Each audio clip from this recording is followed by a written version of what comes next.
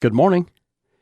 They tell me that in the Australian bush country grows a little plant called the sundew.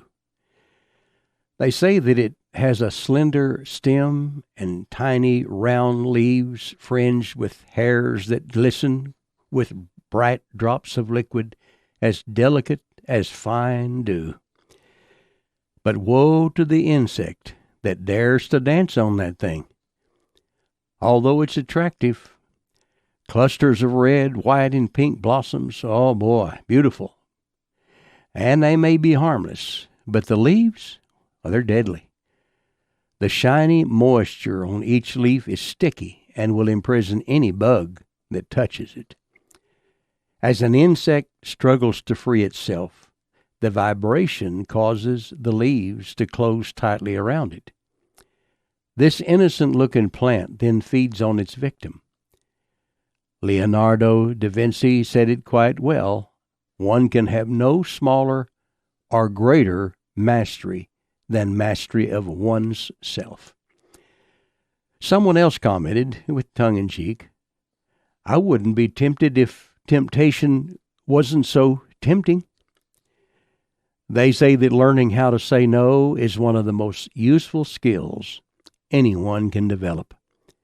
You know what? I think they may be onto something. This happened at a marketplace years ago. A little boy was standing by the candy display. It was very obvious that he'd sure like to have some of it. It looked like he was going to put some in his pocket and walk out the door. The manager had watched this little boy for, well, a good long while. And finally he spoke to the kid, and he said, "It looks like you're trying to take some candy." And the little boy replied, "You're wrong, mister. I'm trying awfully hard not to." The word temptation has come to mean something bad to us today, but temptation itself, it's not sin. If you're human, you'll be tempted. Count on it. When it comes to enticements, no one escapes. Planet Earth has a couple of people to thank for the mess we're in. And I'm talking about a couple that had everything, and I mean everything. I think you probably heard their names. But Adam and Eve wanted more. The tempter convinced them that indeed they were missing something, and they took the bait. And I'm reminded of what another little boy gave as his definition of the word status quo. He said it means the mess we's in. Without a doubt, as long as we're in this life, there'll be tempting things that allure us. You may remember the old TV show Hee Haw.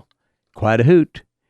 In one scene, Doc Camel is confronted by a patient who is in a lot of pain, and the poor guy says, "I broke me arm in 2 places."